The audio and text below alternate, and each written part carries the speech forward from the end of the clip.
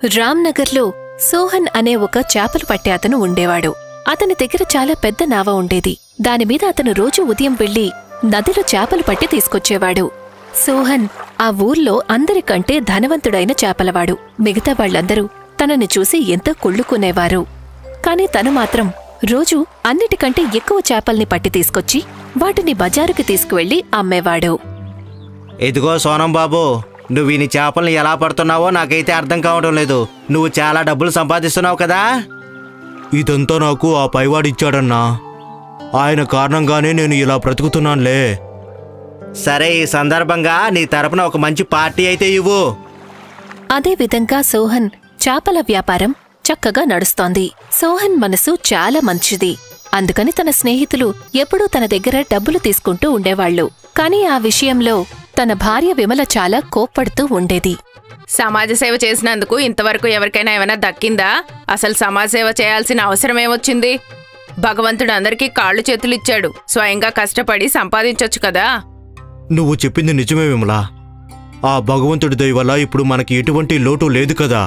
అయినా నేను ఒకసారి స్నేహితులతో పార్టీ చేసుకుంటే ఏమైపోతుంది? వాళ్ళందరూ ఊరికే తిని వెళ్లడం కోసం వచ్చారు. అవసరం వచ్చినప్పుడు ఎవ్వరూ తోడుగా ఉండరు. ఒకరోజు సోహన్ పాత స్నేహితుడు రమేష్ సోహన్ని కలవడానికి వస్తాడు. రమేష్ ఎప్పుడూ కూడా సోహన్ డబ్బు మీద కన్ను వేస్తూనే ఉండేవాడు. ఏంటి సంగతి? నువ్వు విశాలమైన చాలా పెద్ద ఇల్లు కట్టుకున్నావు. నా గురించి ఏమని చెప్పాలి? నాకు బిజినెస్లో చాలా పెద్ద నష్టం వచ్చింది. 2 పూట్ల తినడానికి కూడా చాలా కష్టమైపోతుంది నాకు. ఇది చాలా బాధాకరమైన విషయం. నీకు ఏమైనా అవసరం ఉంటే నాతో చెప్పన్నా. కాని రమేష్ అన్నయ్య, మీ బట్టలు అలాగే బూట్లు చూస్తుంటే నాకస్సలు అలా అనిపించడం లేదు. మీకు తినడానికి కూడా ఇబ్బందిగా ఉంది అని. మీ పొట్ట కూడా మీ షర్ట్ బట్టన్ని తోసుకొని బయటకొచ్చేస్తుంది.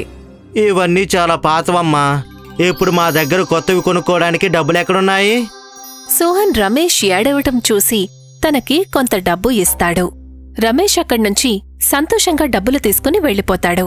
కాని విమల సోహన్ మీద కోప్పడుతుంది. విమల ఎప్పుడూ కూడా సోహన్ మంచి పని చేస్తే తనని అడ్డుకుంటుంది అని అనుకునేవాడు. కాని అది నిజం కాదు. ఇవాళ నాకు ఎక్కువ చేపలు చిక్కాయి. చక్కగా వ్యాపారం చేయొచ్చు. వీటిని తీసుకెళ్లి మార్కెట్లో అమ్ముకొని వ్యాపారం చేస్తాను. సోహన్ పట్టిన చేపలన్నీ ఒక క్షణంలో అమ్ముడుపోతాయి. అది చూసి సోహన్ చాలా సంతోషిస్తాడు. వెంటనే తన సామాన్లను తీసుకుని ఇంటికి తిరిగి వెళ్తాడు. ఏమైంది? ఇవాళ చాలా త్వరగా ఇంటికొచ్చేశారు. ఎక్కువ చేపలు చిక్కలేదా ఏంటి? ఏమని చెప్పమంటావు విమలా?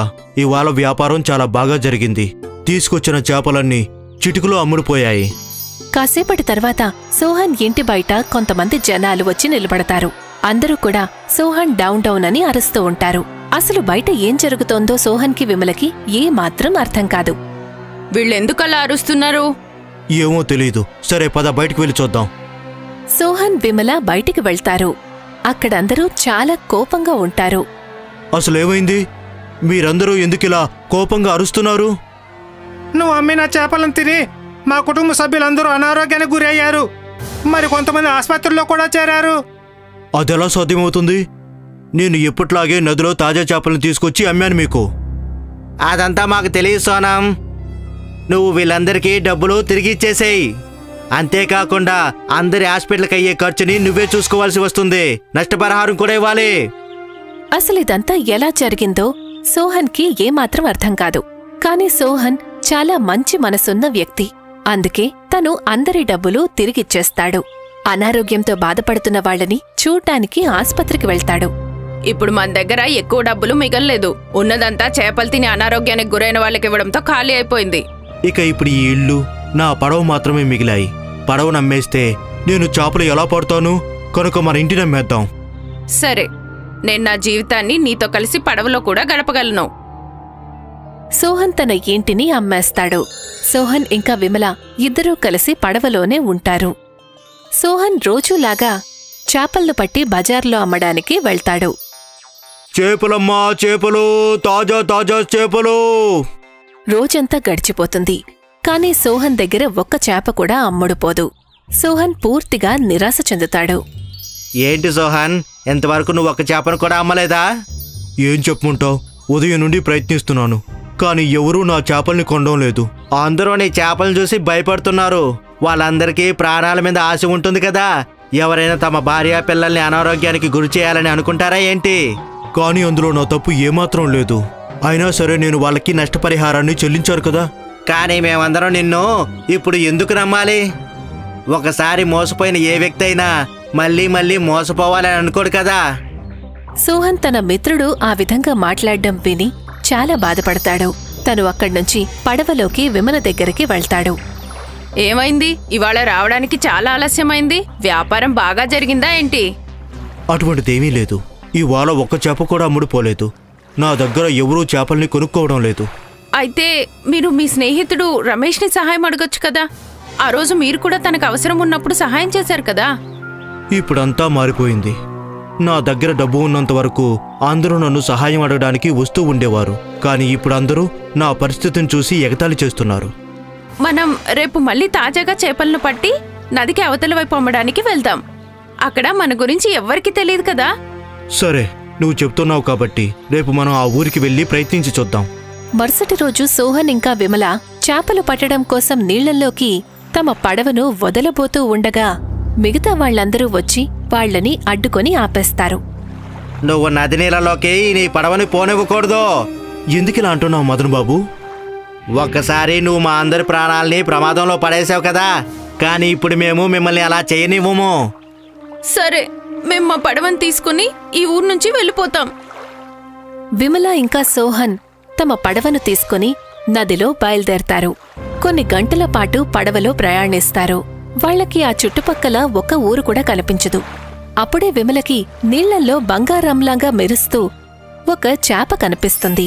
విమల వెంటనే నీళ్లల్లోకి వలను విసిరి ఆ చేపను పట్టుకుంటుంది. ఇది ఏదో మాయా చేపలాగా ఉందే. దీని రంగు చూసావా? బంగారంలా మెరిసిపోతుంది. ఈ బంగారు చేపల్ని బజార్లో అమ్మితే చాలా మంచి ధర పలుకుతాయి. మనం చేపల్ని చాలా జాగ్రత్తగా చూసుకోవాలి. ఈ చేపల్ని మనం ఫార్మింగ్ చేద్దాం. వీటి బంగారు గుడ్లను బజార్లో అమ్మేద్దాం. నువ్వు సామెత వినలేదా? బంగారు గుడ్లనిచ్చే కోడిని కోసేయకూడదు అని. సరిగ్గా చెప్పావు నువ్వు. విమల, సోహన్ ఒక ఊరికి చేరుకుంటారు. వాళ్లు అక్కడ తమ పడవను అమ్మేసి కొంచెం నేలను కొని అక్కడ ట్యాంకులను ఏర్పాటు చేస్తారు. వాళ్లు ఆ బంగారు చేపతో ఫార్మింగ్ మొదలు పెడతారు. కొద్ది రోజుల్లోనే ఆ బంగారు చేప బంగారు గుడ్లను పెడుతుంది. మనం ఈ బంగారు గుడ్లను అమ్మి బోలెడంత డబ్బు సంపాదించొచ్చు. నెమ్మది నెమ్మదిగా బంగారు గుడ్లను అమ్మి వాళ్ళిద్దరూ కూడా మళ్లీ ధనవంతులవుతారు. మళ్లీ వాళ్ల ఊరికి తిరిగి వెళ్ళిపోతారు. సోహన్ దగ్గర డబ్బులు చూసి గ్రామస్తులందరూ మళ్లీ సోహన్ని డబ్బులు అడగడానికి వస్తారు. అరే, స్నేహితుల మాటల్ని తప్పుగా తీసుకోకూడదు. నువ్వు నా ప్రాణ స్నేహితుడు కదా. అబద్ధపు స్నేహాన్ని చూపించడం ఇకనైనా మానేయ్. మాకు అవసరం ఉన్నప్పుడు నువ్వు మమ్మల్ని ఎంతగానో ఎగతాళి చేశావు. వెళ్ళిపో ఇక్కడ్నుంచి. సోహన్ మనుషులను గుర్తించడం మొదలుపెడతాడు. మోసగాళ్లైన స్నేహితులకి దూరంగా ఉంటాడు. బంగారు చేప సహాయంతో తన జీవితం సాఫీగా సాగిపోతుంది. వసాయి ఊర్లో బాగా చదువుకున్న ఒక యువకుడుండేవాడు, యోగేష్. యోగేష్ పెళ్లి అదే ఊరికి చెందిన సేవంత అనే అమ్మాయితో జరిగింది. సేవంత ఒక చేపలు పట్టే జాలరుల కుటుంబానికి చెందింది. పెళ్లైన తరువాత ఇద్దరూ చాలా సంతోషంగా ఉన్నారు. సేవంత యోగేష్కి రోజు భోజనం డబ్బాలో ఇచ్చేది. ఇక యోగేష్ రోజు తన ఉద్యోగానికి వెళ్లిపోతూ ఉండేవాడు. వాళ్ళ జీవితం చాలా సాఫీగా నడుస్తోంది. మరి అప్పుడు 2 ఏళ్ల తరువాత సేవంత ఒక మగ బిడ్డకు జన్మనిచ్చింది. ఇక వాళ్ళిద్దరి సంతోషానికి అవధులు లేవు. కాని ఒకరోజు యోగేష్ చేతిలో ఒక ఉత్తరాన్ని తీసుకుని ఇంటికొచ్చాడు. అప్పుడు తను ఆ ఉత్తరాన్ని పట్టుకొని ఏడవటం మొదలుపెట్టాడు. ఏమైందండి? మీరెందుకు ఏడుస్తున్నారు? నా ఉద్యోగం. ఏమైంది మీ ఉద్యోగానికి? నేను పని చేస్తున్న కంపెనీ మూతపడిపోయింది. ఓరి దేవుడా, మీరు దయచేసి ఏడవకండి. మీకు మరో ఉద్యోగం తప్పకుండా దొరుకుతుందిలేండి. కానీ ఇప్పుడు మన ఇల్లు ఎలా గడుస్తుంది చెప్పు? యోగేష్ వెక్కి వెక్కి ఏడుస్తున్నాడు.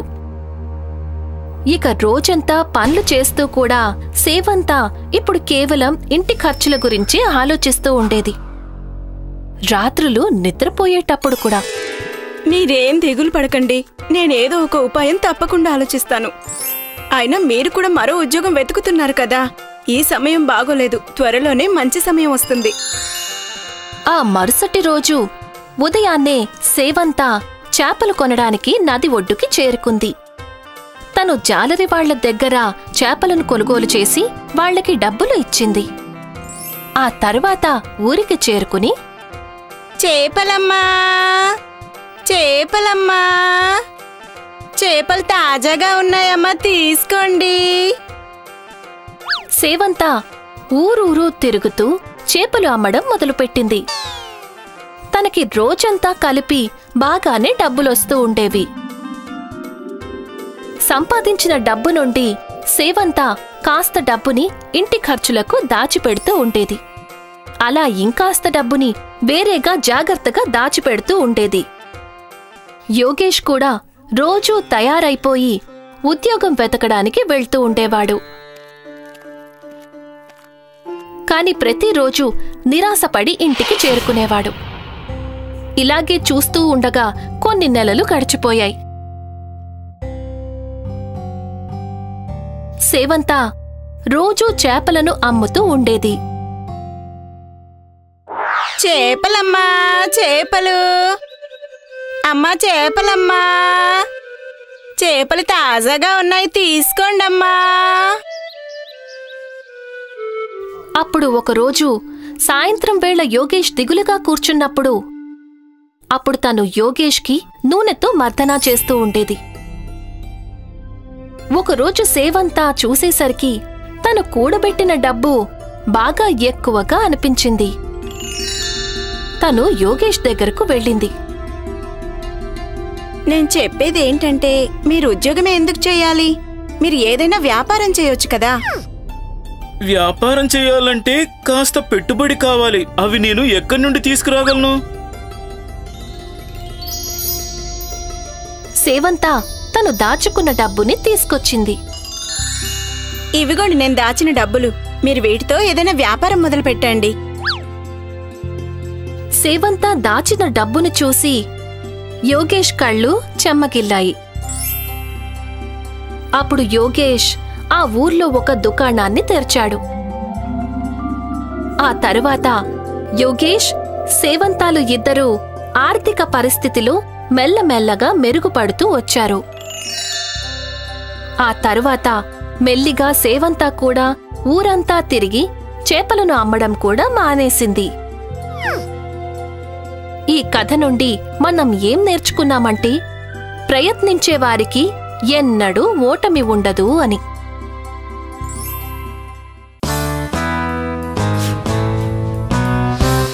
మితాలి, ఇక్కడ చూడు, పాల మీద మేగడని ఇలా చక్కగా మరిగించి దానితో శుద్ధమైన నెయ్యి తయారు చేస్తాం. అలాగే బామ్మా. పచ్చడి తయారు చేయటానికి ఒకటి చాలా అవసరం. మన మామిడికాయలని చక్కగా ఆరబెట్టుకోవాలి. ఎందుకు బామ్మా? ఎందుకంటే ఒకవేళ మామిడికాయల్లో కొంచెమైనా తడుంటే అప్పుడు మసాలాలు కలిపిన తర్వాత రుచి సరిగ్గా ఉండదు. అలాగే బామ్మా, నాకు అర్థమైంది. ఇదే విధంగా మితాలి తన బామ్మ దగ్గర ఎన్నో వంటలు చేయడం నేర్చుకుంటూ ఉండేది. మితాలీకి వంటలు చేయటం అంటే చాలా ఇష్టం. కాలం గడుస్తూ పోయింది. ఇక ఇప్పుడు మితాలి చాలా అందమైన యువతిగా మారింది. బామ్మ మితాలీని చాలా సమర్థుడైన యువకుడు మహేష్కి ఇచ్చి వివాహం జరిపించింది. మితాలి ఇంకా మహేష్ ఇద్దరూ చాలా సంతోషంగా ఉన్నారు. సంవత్సరం తరువాత మితాలీకి ఇంకా మహేష్కి ఇద్దరు కమల పిల్లలు పుట్టారు. వాళ్ల పేర్లు అలోక్ ఇంకా ఆదిత్య అని పెట్టారు. ఇద్దరి జీవితం సజావుగా సాగిపోతోంది. మహేష్ తన బాధ్యతలు చాలా బాగా నిర్వర్తిస్తున్నాడు. కొంతకాలం తరువాత మితాలి వాళ్ల బామ్మ చనిపోయింది. తను ఏడ్చి చాలా నీరసంగా తయారయ్యింది. ఇప్పుడు ఈ ప్రపంచంలో మితాలీకి కావలసిన వాళ్ళు కేవలం ముగ్గురే: మహేష్, ఇంకా తన 2 పిల్లలు. మితాలి తనని తాను సముదాయించుకుంది. ఆ తర్వాత తన భర్త ఇంకా పిల్లల్ని చూసుకోవటంలో బిజీ అయిపోయింది. కాని బహుశా దేవుడే మితాలి జీవితంలో సంతోషాలు కొంతకాలమే రాసినట్టున్నాడు. మహేష్కి ఒక పెద్ద ప్రమాదం జరిగింది. దానితో అతను మంచాన పట్టాడు. తనని తాను, తన పిల్లల్ని ఎలా సముదాయించాలో మితాలీకి అసలేమీ అర్థం కాలేదు. కొన్ని రోజుల్లోనే వాళ్ల ఇంట్లో తినడానికి ఏమీ లేకుండా పోయాయి. వాళ్ల దగ్గర మందులు కొనడానికి కూడా డబ్బులు లేవు. అలా ఒకరోజు మహేష్ కూడా ప్రాణాలు వదిలేశాడు. మహేష్ చనిపోయిన తరువాత మితాలి కష్టాల్లో కూరుకుపోయింది. ఇంట్లో సంపాదించేవాడు కేవలం మహేష్ ఒక్కడే. అతను చనిపోవడంతో ఇంటి ఆర్థిక పరిస్థితి చాలా దారుణంగా తయారయ్యింది. మితాలి ఎప్పుడూ పనిచెయ్యలేదు. కాని ఇప్పుడు తన దగ్గర వేరే ఏ దారి లేదు. నేను గనక ఇప్పుడు సంపాదించకపోతే నా పిల్లలిద్దరూ ఆకలితో అలమటిస్తారు. నేను సంపాదించి తీరాలి. కాని నేను ఎలా సంపాదించాలి? నాకొక్క పని కూడా సరిగ్గా రాదు. పైగా నేను ఏం చదువుకోలేదు కూడా. మితాలి దాని గురించే ఆలోచిస్తూ ఉండిపోయింది. తను ఏం చెయ్యాలో తనకేమీ అర్థం కాకుండా పోయింది. హఠాత్తుగా తన దృష్టి ఇంట్లో ఉన్న జాడీల మీద పడింది. పచ్చడి. హా, నేను పచ్చడి తయారు చేసి అమ్మగలను. మితాలి పచ్చడి పెట్టటం మొదలుపెట్టింది. ఎప్పుడైతే తన పచ్చడి పని పూర్తయిందో మితాలి పచ్చడిని ఒక పెద్ద జాడీలో నింపేసింది. ఈ పచ్చడిని మితాలి బజారుకి తీసుకువెళ్ళింది. అక్కడ గట్టిగట్టిగా అరుస్తూ మితాలి పచ్చళ్ళు అమ్మేసింది. ఎంతో మంది మితాలి దగ్గర పచ్చడి కొనుక్కున్నారు. సాయంత్రమైన తరువాత మితాలి తన మొదటి సంపాదనను చూసి చాలా సంతోషించింది. ఆ డబ్బుతో మితాలి ఇంకొన్ని మామిడికాయలు కొనింది. పైగా తన పిల్లలిద్దరి కోసం తినడానికి కొన్ని మిఠాయిలు కొనింది. తర్వాత రోజు మితాలి మళ్లీ పచ్చడి పెట్టింది. మళ్లీ బజారుకి వెళ్లి పచ్చడి అమ్మేసింది. కొన్ని రోజుల్లోనే మితాలి పచ్చడి గురించి ఊరిలో అందరూ చర్చించుకోవడం మొదలుపెట్టారు. ఇక ఇప్పుడు మితాలి పచ్చడి కోసం జనం లైన్లు కట్టడం మొదలుపెట్టారు. మితాలి సంతోషంగా ఉంది. ఎందుకంటే తనకి అవసరాన్ని మించి డబ్బులు దక్కాయి. పైగా తన పిల్లలిద్దరి పాలన, పోషణ చాలా చక్కగా సాగిపోయాయి. కొన్ని సంవత్సరాలలో మితాలి కొడుకులిద్దరూ పెద్దవాళ్లయ్యారు. ఇక ఇప్పుడు వాళ్ళిద్దరూ చదువుకోవడానికి పెద్ద స్కూల్కి వెళ్లటం మొదలుపెట్టారు. మితాలి పచ్చడి చేసి చేసి ఒక పెద్ద ఇల్లు కట్టేసింది. ఇక ఇప్పుడు మితాలి బజారులో ఒక పెద్ద షాపు కూడా తెరిచింది. ఇప్పుడు తను పచ్చడితో పాటు ఇంకా చాలా పదార్థాలను అమ్మసాగింది. మితాలి తనకి సహాయం చేయటానికి ఎంతో మంది ఆడవాళ్లని పనిలో పెట్టుకుంది. దానితో గ్రామంలోని కూలి పని చేసుకునే పేదింటి ఆడవాళ్లకి పని దొరికింది. వాళ్ల జీవితాలు మంచిగా మారాయి. పైగా మితాలి 3 పువ్వులు 6 కాయలుగా అభివృద్ధి చెందుతోంది. మితాలి తన వ్యాపారాన్ని పెంచటం కోసం కొత్త టెక్నిక్లను ఉపయోగించడం మొదలుపెట్టింది. తన చిన్న వ్యాపారం ఇప్పుడు ఒక పెద్ద ఫ్యాక్టరీగా మారింది. ఇంకా బజారులోని తన చిన్న షాప్ ఇప్పుడు ఒక 4 అంతస్తుల కంపెనీగా మారింది. మితాలి ఒక చదువురాని పేదింటి విధవరాలు. ఇప్పుడు తను పెద్ద కంపెనీకి యజమానురాలయ్యింది. ఇక ఇప్పుడు రిపోర్టర్ తనని అడిగినప్పుడు, పచ్చడి చేస్తూ మీరు ఇంత పెద్ద కంపెనీని స్థాపించారు. మేడం, మీరు మాకు చెప్పగలరా మీకు ఈ ప్రేరణ ఎక్కడ లభించింది అని? అవసరం. నేను సంపాదించాల్సిన అవసరం లేకపోతే నేను పచ్చడి చేసేదాన్ని కాదు. ఈ వ్యాపారము మొదలు పెట్టేదాన్ని కాదు. మితాలి మేడం, మీరు చేసిన ఈ గొప్ప పనికి నేను మీకు సెల్యూట్ చేస్తున్నాను. నా శుభాశిస్సులు కూడా. మీ వ్యాపారం అతి త్వరలో అంతర్జాతీయ వ్యాపారం కావాలి. కాబట్టి మేడం, మీ కథ నుంచి మాకు తెలిసిన నీతి ఏంటంటే విజయవంతం అవ్వటానికి నిరంతరం శ్రమిస్తూనే ఉండాలి.